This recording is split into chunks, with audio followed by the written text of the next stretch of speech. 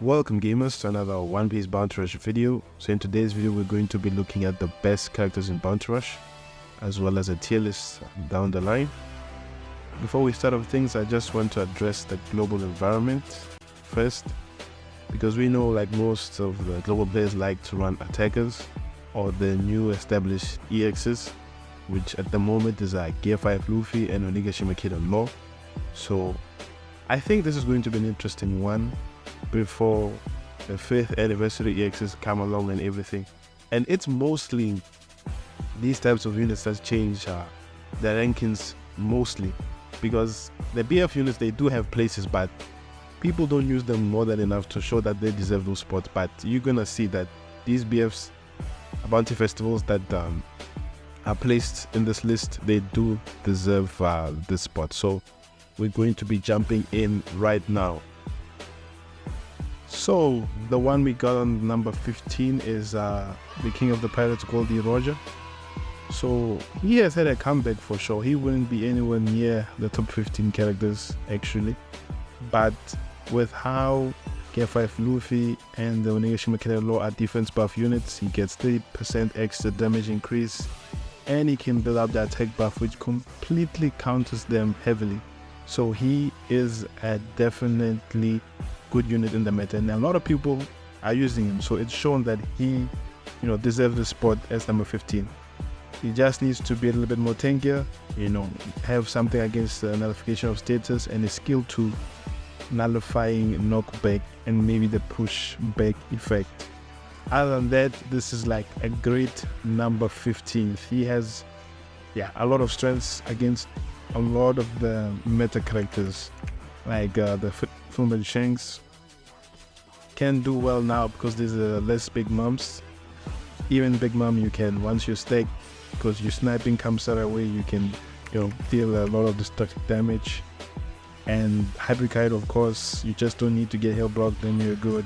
But even though he can one shot you as a green unit, you can also one shot him at the same time. So a lot of these units that can counter you, you can do well against. I mean, the only unit that you will really struggle against is Zoro. Zoro is a tanky, resist dagger, and he can pressure you with his normals and will easily kill you than these other units for sure.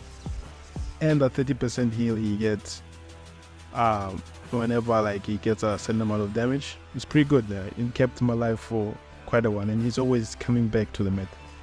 So for our first honorable mention, I'll be going with the Who's Who.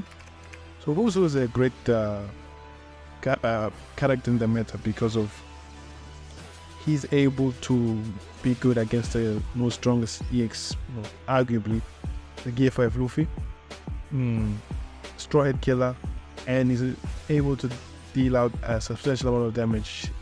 Unless Luffy is incredibly stacked, if he gets those 5 knockbacks, he can struggle a bit. But other than that, because of Opbr's around, Luffy can stake a lot, so Who's able to do even more damage early on. And then even against the Kid and Law, you're able to do decent damage because they are blue. So he's a fantastic spot in the meta. I just couldn't put him as the best characters because one thing, he's not used that much. But if people did, I think he would creep in here quite a lot. So that's it for number 15, and that honorable mention there. So for our number 14 spot, we've got Hybrid Yamato. I'm sure you guys are shocked, why Hybrid Yamato over Roger? It's just that she has a bit more going for her, all over on the meta, and she's the shield, which can protect her from, one-shot skills and all of that craziness. And whenever she's able to frostbite someone, it's just domination, GG's. There's no struggle, there's nothing they can do, because she can do it on a 3rd normal, and she can do it on a skill 1, and after you get through the whole frostbite cycle, it's just reps. I mean, there's nothing much you can do.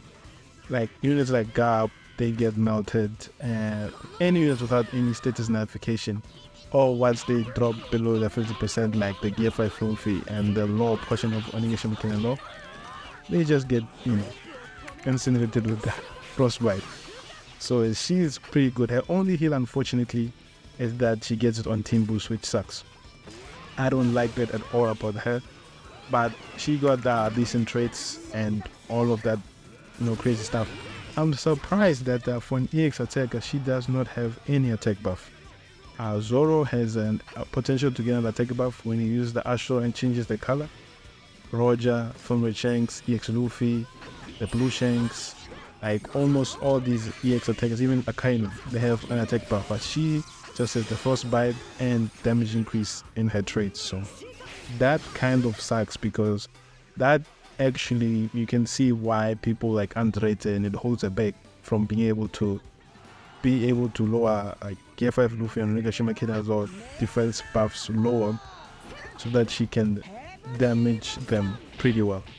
And one thing I noticed, like her skill 2, it's just a long range air attack. They didn't put any effect like ignoring defense or lowering defense or speed debuff, nothing. They just put the skill attack, and that's about it. That's another weakness area. And she should definitely be in the top 10 if she was better designed, like the Onigashima Kid and Nosh, like, yeah, then she would have been better, because as a blue EX attacker, she had a lot to hold up to, but they just didn't give her enough for her even to crack the top 10. She just released this year in May, and she's already reeling at the bottom, even compared to like a 2-year-old EX unit like Roger. Kind of sad for her, but other than that, she's great. You can do quite a lot in the meta, especially with like the recent additions with Opbr. Like you will have one in your team, and they will take care of the Gear 5 Luffys, and you can take care of everybody else. So there's that team dynamic that's there now, because before that, I don't think she would be able to rank her, because Gear 5 Luffy was like in every game and she can't do anything, and the other team, they couldn't do anything. But now there are characters that can deal with Luffy much easier if she ever encounters that problem. So for our honorable mention for this one, it is Onigashima Nami. Yeah, this unit, at first I had bad judgment about her. We need to get that 6-star gameplay in the channel though, because I've only done like her 5-star gameplay ever since that time she released. But yeah, I've had like the struggles because of the Zeus was so hard to control and everything. But once you get used to that, which you will eventually do, just take some time and some practice, to be able to maneuver it around with your virtual pad, and then after that you start cooking. Like, even when, like, as long as you don't get full teams of Gear 5 Luffy and they're able to stay defense, you'll be able to, do well against the Albers and the Queens, the Filmred Shankses, the kid version of Onigashima Kid and Law, because he can get shocked. Every time you get shocked, you get an attack buff, and it's up to like 75%. And that is where, like, once you stacked up, even Gear 5 Luffy can't do anything. I once even I was against Nami. She kept one-shotting that skill 2 every single time I spawned. I couldn't do anything with Gear 5 Luffy. I wasn't having a good connection to do that skill 2, but that should tell you as an example how effective and impactful Nami can be in a match as, a unit. But it's not enough to put her in the top 15. So she'll just remain an honorable mention even after all the praise I've been giving her, because she does struggle to other status effect units. If anyone creeps up on her, she struggles because the normal attacks aren't that good. They are a bit, they have like a delayed impact, so you won't be able to pressure people when they are close. But once you stack, they do a lot of damage, and they can easily take out the opponent when they are like close to you. So that's one aspect you can think about, definitely. So yeah, that's it for our number 14 and that honorable mention. For our number 13, I actually wanted to put Onigashima Sanji so badly here, but he does struggle. He has a lot more problems. I think I will leave him for the honorable mentions as well, even though like he's a 2023 unit and he's not even cracking the top 15 characters in the game. Kind of sad. But we've got Marineford Shanks for our number 13 unit, so yeah, he took his spot. Even though, frame rate Shanks is, a little bit better than Marineford Shanks, but it just depends on, the player who has them and the experience between, them. Yeah, Marineford Shanks, pretty good. You get that attack buff, insanely fast normals, skills with, insane range, the counter that, procs out circular around everyone, also has substantial range so that you can be able to KO the enemy quickly. With Marineford Shanks, like I've spoken in my gameplays, it's all about trying to get that first kill, because when you just spawn in without any attack buff, you're not even in the discussion for the top 15 characters in the game. But we're looking at these characters, at their peaks, basically. And Marineford Shanks at his peak is definitely number 13. He can dismantle a team. It doesn't matter if the team has 4 Gear 5 movies or any of his cards, 4 hybrid cards. Like, if this man is stacked and he's out there, the game is not over. Like, he can definitely wipe out the entire team and then put the odds in the favor for your team. I'm definitely talking from experience. I've carried a lot of people, and yeah, this unit does pack a punch once you get used to his play style, and it's pretty fun in general. But for our honorable mention with number 13, we have Dub. Keep in mind, like, these honorable mentions, they're not in any order. I'm not saying like that's like the ones that are in order is like the top 15 characters, but the honorable mentions not in order. So for my honorable mention here, I got Gap. Gap is actually pretty good. He's insane. He got 2 buffs. His second buff made him really good against captains. He heals on them, and most of the meta captains, they're like attackers. So Gear 5 Luffy can switch to attacker mode. Claw is not necessarily, he's a runner and everything, but because Gap can heal from them, he can do pretty well. Gap's only problem is status infliction and the fact that he cannot ignore the enemy while they're in the flank, so he can fill up the gauge.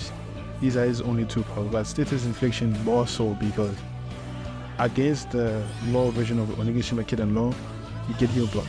Habi Yamato, Frostbite, all of these other things, even Pearl's can take you down pretty easily, like nothing. So it's those kind of things that had Gap as a defender. You get annoyed by status effect like Shock, and even Habi Kaido's as well as the recovery block is also annoying. Like, once you get in recovery block with Gap, you can feel the pinch because you're just, losing HP slowly but surely and everything. But what's great about him is his damage to any of these captains. Like, before that, we were struggling. Before even Opbr and this Gap, we're struggling to kill Gear 5 Luffy, but once they adjusted Gap, Gear 5 Luffy is no problem. Like, Gear 5 Luffy can come to a flag, can't do anything. When you shoot kill them long, come to a flag, can't do anything. Because you have the ability to take them on and like instill fear on them. And then that's what I pretty much like about Gap. So I think I said, most of the things I want to say about these 2 units are pretty good. Shanks number 13 and Gap has the honorable mention. Let's move on to the next one. For our number 12 spot, we got the Bello Betty that just released. She is a definitely incredible unit and a defender.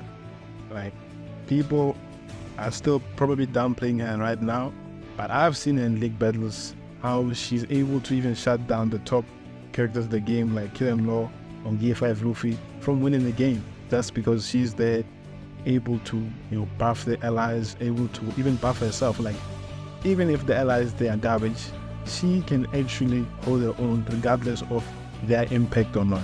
And from what I've seen, you will also see the gameplay from my channel. I got one of my alliance mates to get a clip for her, so you will see that on the way later. But yeah, she is definitely a disgusting unit. Kairos is not even in comparison towards like her at all. But yeah, she is really good. As just said, people need to use a little bit of while, and then they will start to believe that she deserves a spot because she can ignore the gauge. She has knockback on the 3rd normal. I mean, the only thing she does not have is attacking skills. I mean, the only thing that could have been made an attacking skill was like the skill 1, the one where she waves the flags towards the enemy. That could have maybe done damage if they wanted to, but because of how she is in the anime and how her foot works, it wouldn't have made any sense, you know? So I see why they went that route. Other than that, incredible unit. She's able to do damage on her own, which most defenders can't do, and she's able to hold her flank and be able to feel it, which, like, all these things, they matter as a defender. And like, she is the only current BF defender that has the damage, you know, can be immortal, can survive these other characters, even if you are facing you know, this blue, like Killing Law, Nation Killing Law, and then like Opbr, you know, Phone Red Chains, Blue EX Luffy, all these other units, they can't kill you. Usually most defenders would like struggle against that one attacker and everything, but as long as you can get your skill 2 up, or either by using, you know, various medals and all of these stuff, because remember, she's a critical unit for her skill 1, so you can use a crit medal set for her, not just a skill 2 cooldown only, and then yeah, you can start cooking with her. So yeah, I think she deserves the spot from what I've seen, maybe a bit higher, but I'm just gonna put her here for now. And of course, better news is gonna come out, so her position will be much lower than what it is currently right now.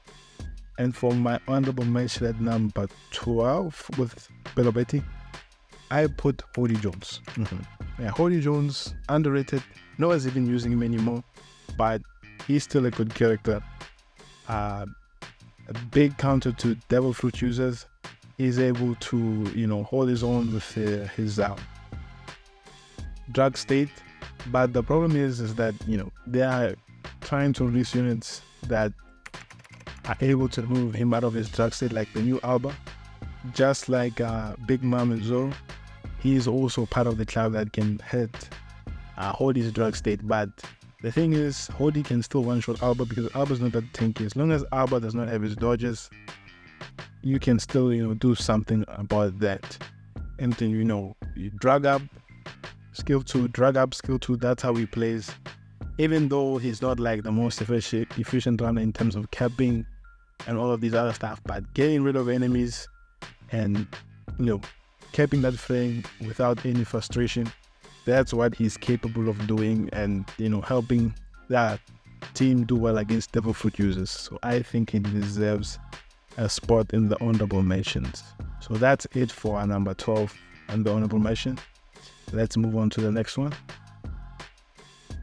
For our number 11th, he's pretty good. It's Cracker, of course. He is like a tricky unit, you know, to judge, because he can have all of his traits like attack buff, the damage, ignore damage reduction, and his damage increase, all at one movement with his skill 1, and that attack buff he gets with the status effects inflicted upon him. So there's that. Cracker's pretty good, especially after the bug buff they gave him, where his skill 2 is able to push enemies back even if they're perfect dodge. That makes him so like good. Like his skill 2 now is like much more of a pressure machine. Like it's actually a wall now. It's not just something people can just, you know, walk through. Like it's like a digital wall or something like that, if you get what I'm trying to say. So he still does well against Big Mom, Hybrid Kaido, Mishima Zoro, if he's still red. And against Kid and Law, since they're now struggling to stack up because of Opbr and not getting the and Gear 5, of course, because Nation Kid and Law struggles to stack up because of Gear 5 Luffy and Opbr. And you can, you know, pretty much do well with Cracker and try to take out these enemies. Like his biggest struggle is definitely Gear 5. If a Gear 5 is stacked, you can't pretty much do anything. You can hope for team boost, and if you have the attack buff with the team boost as well and the skill 1, you can possibly one-shot a Luffy, but that's too many situations. Everything has to be in a perfect place. So you just have to hope when you're matching with him, when you're playing with him, that there's Opbr characters, Onigashima Zoro, and all of these other meta characters that can counter Luffy much easier than you are able to. So with our honorable mention with our 11th spot character, it's Onigashima Sanji. Yeah, talked about him a couple of minutes ago. I really wanted to put him on this list because, he has all of the traits he needs. It's just that his skill 1, unfortunately, if he'd ignored defense, he would have been much better. And if he just had revive and, some start of 10 damage reduction, start of the game damage reduction. Thinking about another game right now. But yeah, if he just had those 3 things, he would be like maybe the best bunch fest attacker next to Opbr, definitely, because he struggles to stack up. They shafted him with the stacking up defense. He needs 4 normals in like 3 seconds or something like that, which is ridiculous, and you need to do it like 4 times or something like that. They could have made that restriction easier, because we look at the new hack of the Revolutionary Army. He can get his 100% attack buff on his skill 2 like nothing, but Sanji has to build up 5 times. You have to do a certain amount of normal attacks. I mean, that's insane. And for the developer, that's insane. And he doesn't get any damage reduction, so you can easily get one-shotted. But with Sanji, at least he's able to hang on with the red units. Once he changes color, he's able to do well. But you have to be so cautious with him, dodging many skills and all of that wonderful stuff. And yeah, I mean, that's all I have to say about Sanji. It's just like he takes too much time to fight. His skill 2 definitely can one-shot a lot of characters, but his skill 1 could have been made better. And yeah, I just feel, sort of sad for him, actually. But that's with our number 11th and its honorable mention. We'll move on to the next one. So for our number 10th, we got Fulbright Shanks.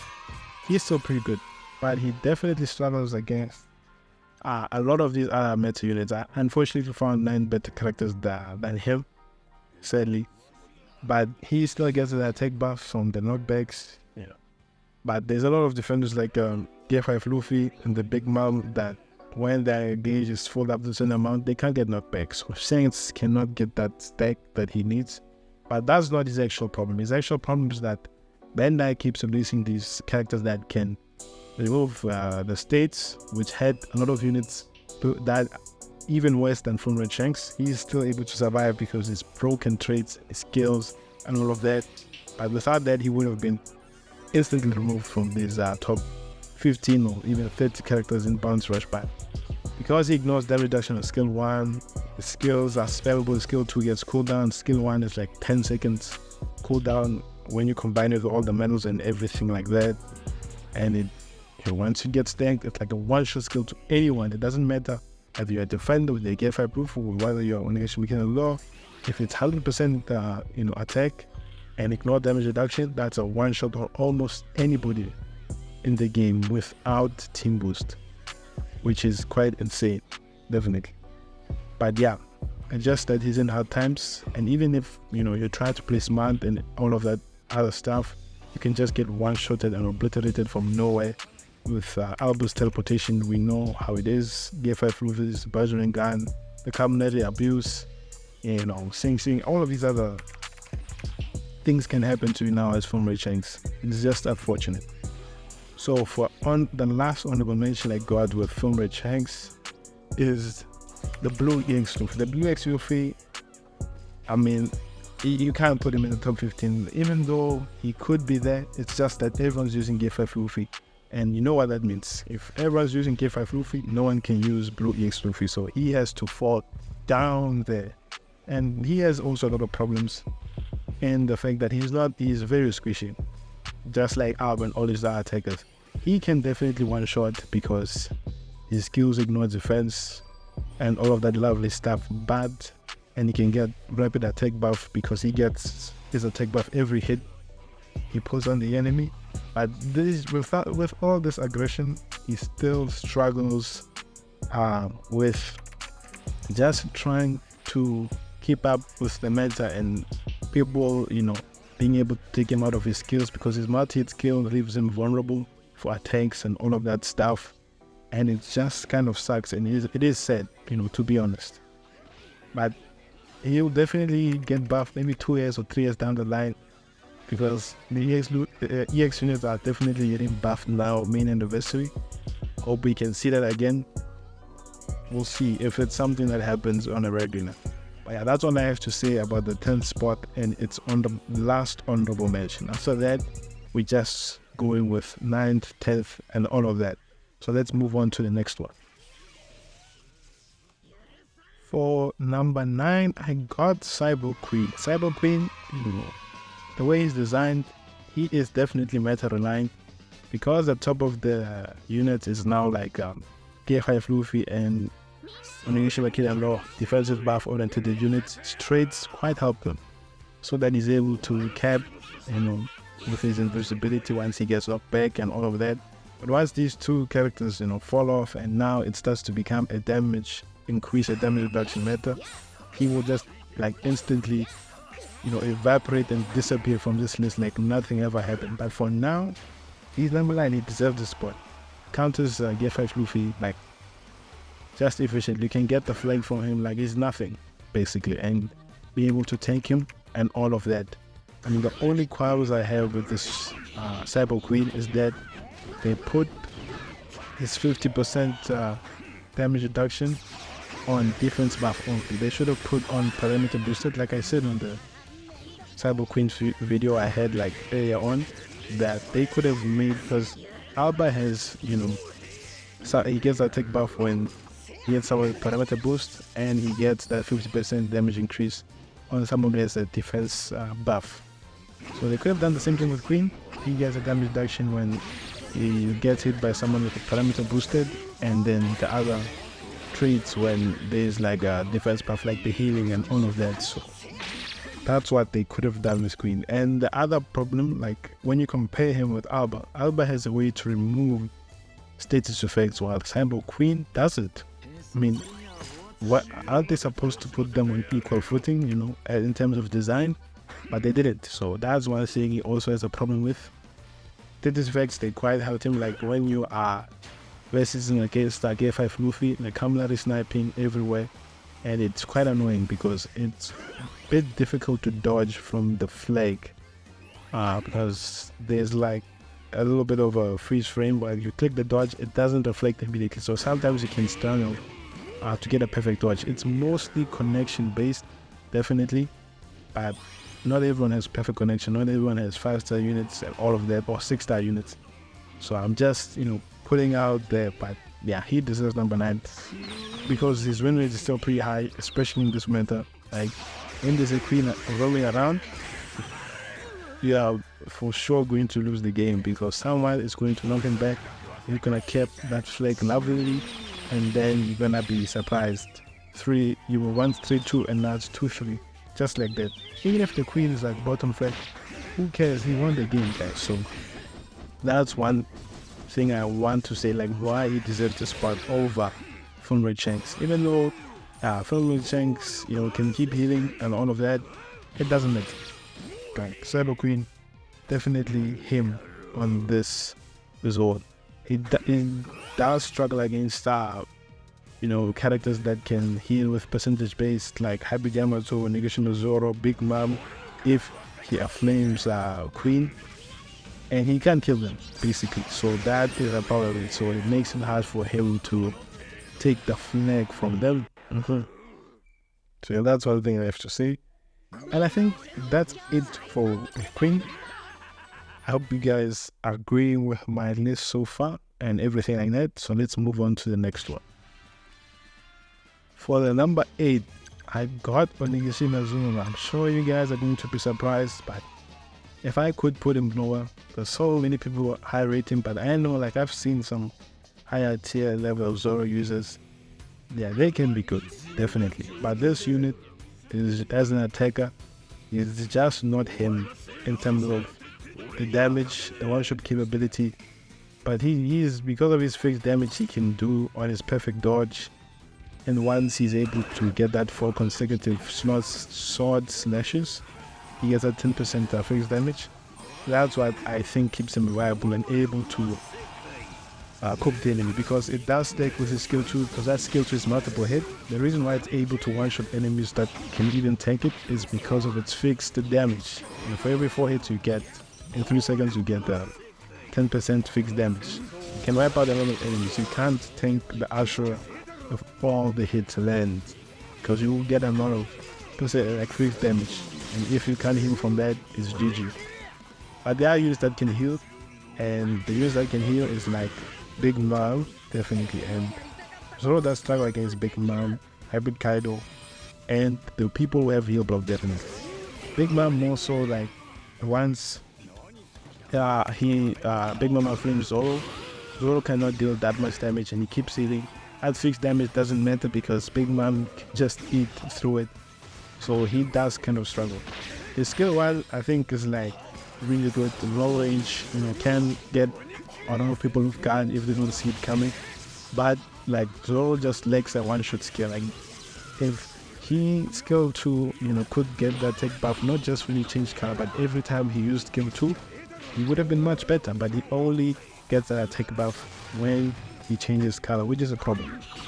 And that attack buff is only like for 5 seconds. If it was like 10 seconds or 20 seconds, it would have been much. But even against Gear 5, he wouldn't have needed to lower Gear 5 Luffy's defense with his holding / normal that he does with his special ability. But that is still not enough. I can still know like Gear 5 Luffy, once he's tagged, you're dealing digits to him, even if you know his defense a bit, like you take too much time to kill him. Unlike the other attackers who are better than him, who can do a lot of damage to him at one instant, or the one we know, Opbr, who can just one-shot them like nothing. So that's one thing I want to say about Zoro. But overall, still a good unit. Color changing, has everything he needs to be an attacker. It's just not him in the one-shot department, which hurts him a lot. If you want to put him as in a high echelon of being an attacker, because what you need to be an attacker, as Toxic from Shanks and as Opbr, you need to be able to one-shot it and fight quickly. Started for number 8, then we move on to the next one. So for our number 7th, we got Fumrit Uta. Uta still a little bit viable, and she's still a bit toxic, but she was struggling once again when Kill Law released. She was not able to kill them. They were tanking her for digits, and when Gear 5 Luffy released, same thing. But now with Gear 5 Luffy has countering Claw, and now Opbr counters Gear 5 Luffy, things start looking better for Uta, and she's able to still be in this top 10 because of the counter effect between these 3 units that's happening, and them not being able to stack enough. That means Uta is able to do a lot of damage to them and then be able to sing them, because the skill 2 does a lot of damage, also has a debuff effect that can head Claw and Gear 5 a bit, so Uta can do a lot more damage to them, and after that you can just sing and it's like GG's. Against any other character that Uta can sing, the drill.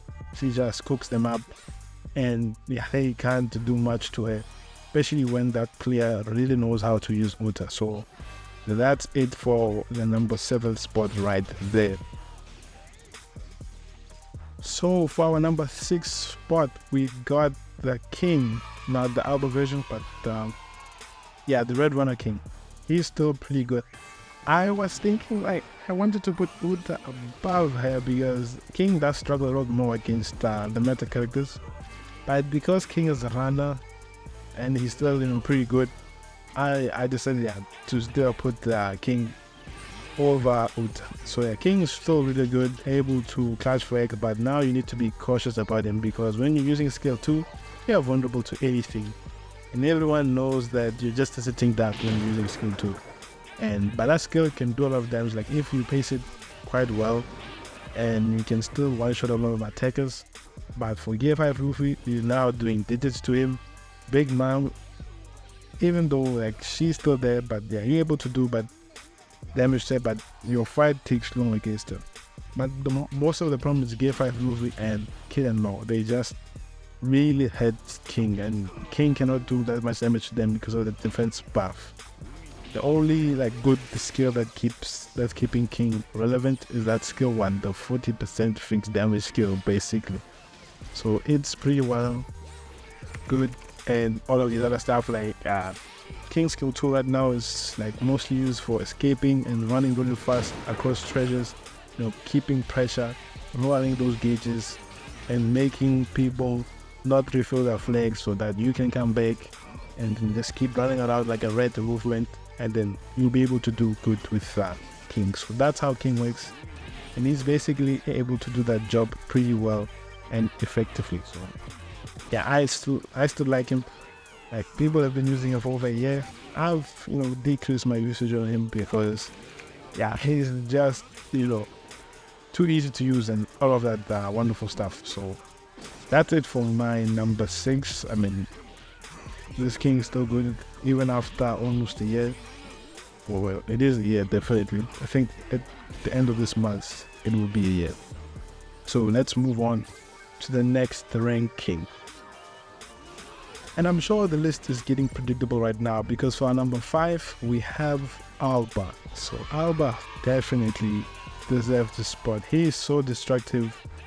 A definitely meta changing unit like the previous ranking unit the King was, the Red Runner King when he released. Opbr is definitely that kind of unit. People will say, oh, he's an attacker, he's supposed to have been raw win rate. When you're a one-shot attacker, ask yourselves why that Form Rate Strength was considered the best unit when he released. But when he was an attacker, because Form Rate Strength was one-shotting, able to take up that no one could be able to target him and all of this stuff. But Opbr has the perfect dodges. Once Opbr gets those perfect dodges, it's GG to anyone. Like, you can't be able to do anything to him, because he can get dodge after dodge, because he has the trait that reduces his dodge cooldown by 50%.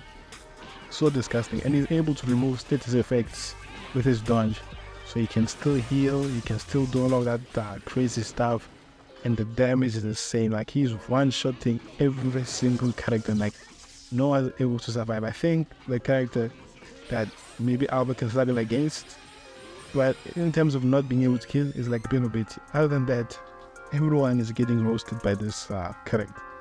Benobit on skill 2, of course. Other than that, Opbr is killing, definitely. And then I think that's all I have to say about Opbr. He can be a winning machine, killing machine. You just need to know how to think and use an attacker in a winning way, and then you see Opbr starting to perform like crazy for you in the game.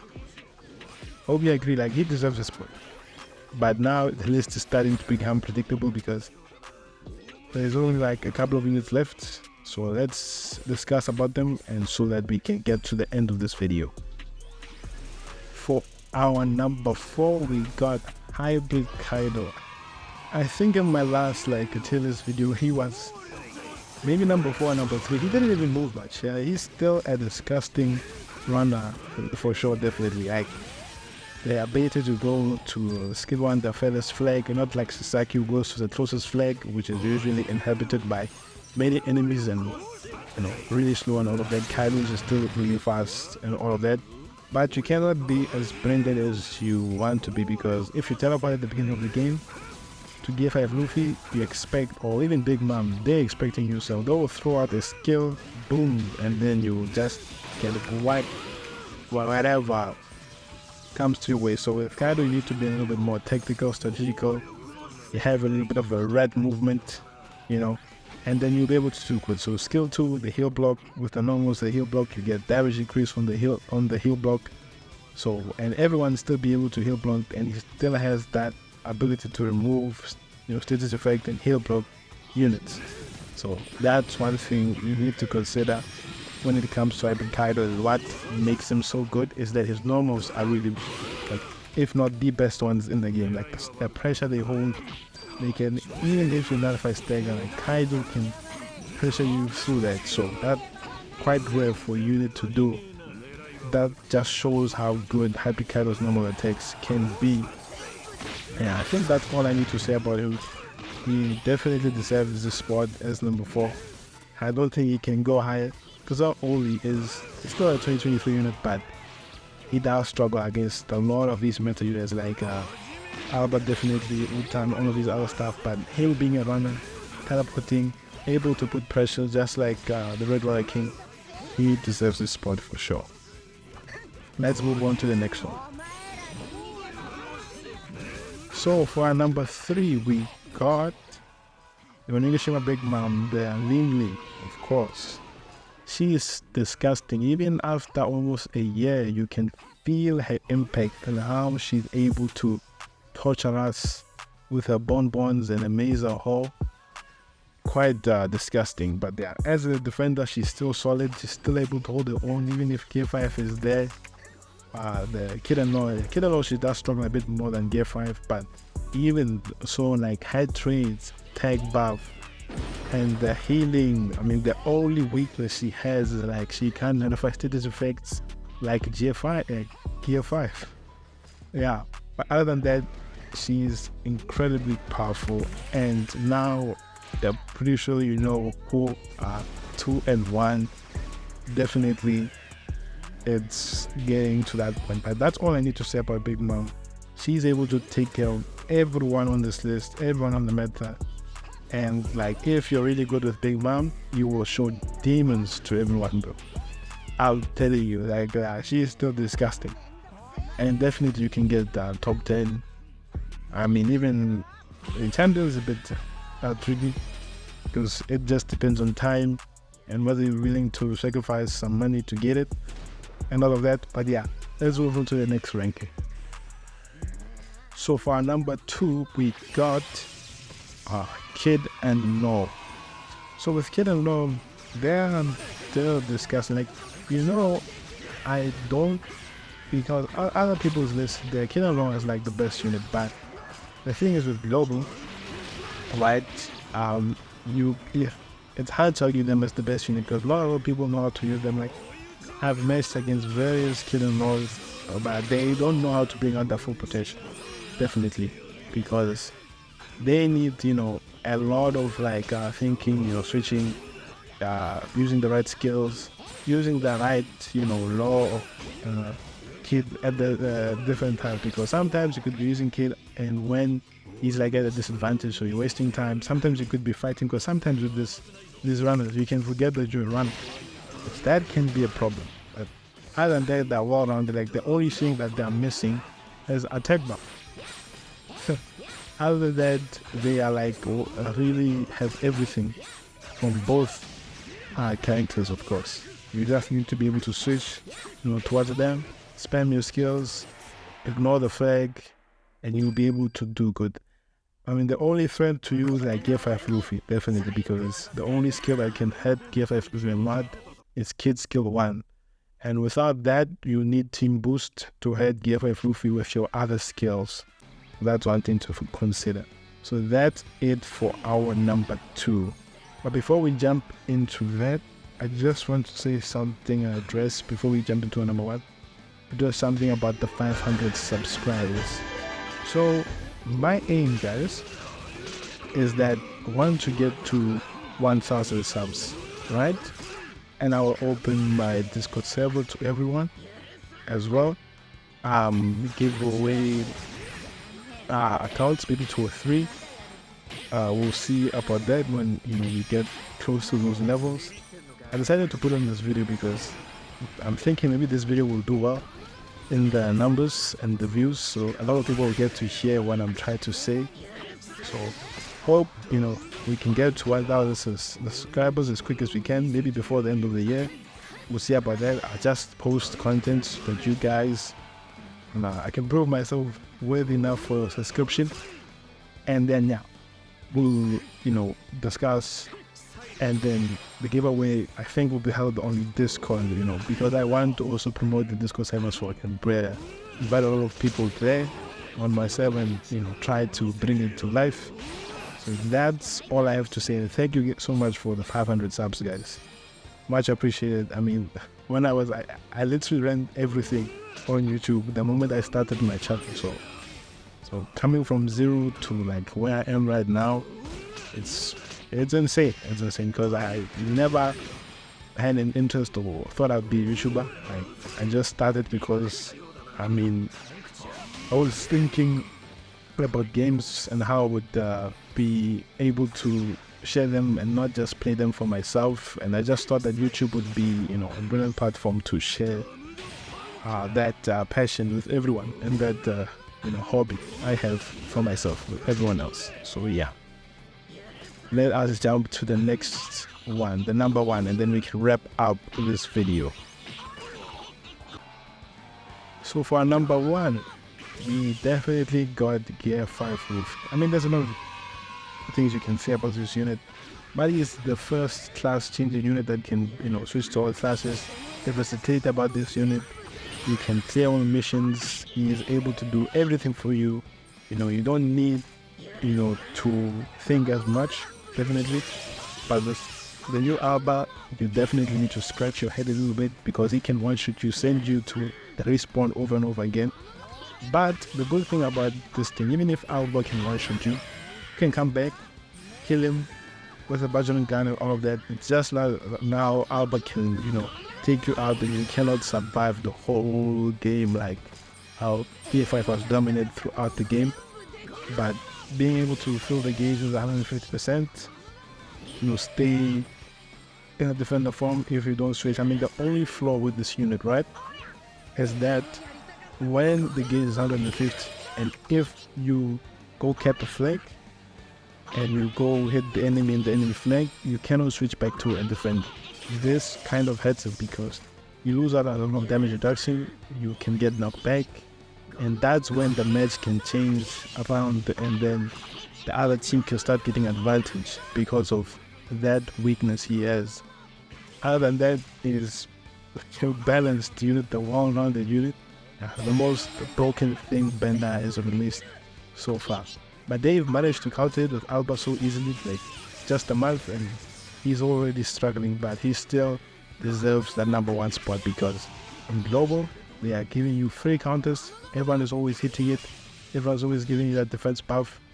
Unlike Kid and Raw, where you don't get that much liberty. I think that's the main difference, because if people were actually much more aware of the Gear 5 counters, I'd put Kid and Raw as number one, but there's a lot of people that just, you know, bounce into what Gear 5 Roof does and then just make him a monster right away. It's just insane. But I hope you guys enjoyed the video. I mean, this is a long one, seeing like 47 minutes of audio. Leave a like, subscribe, do all of the wonderful stuff, and I will see you guys in the next video.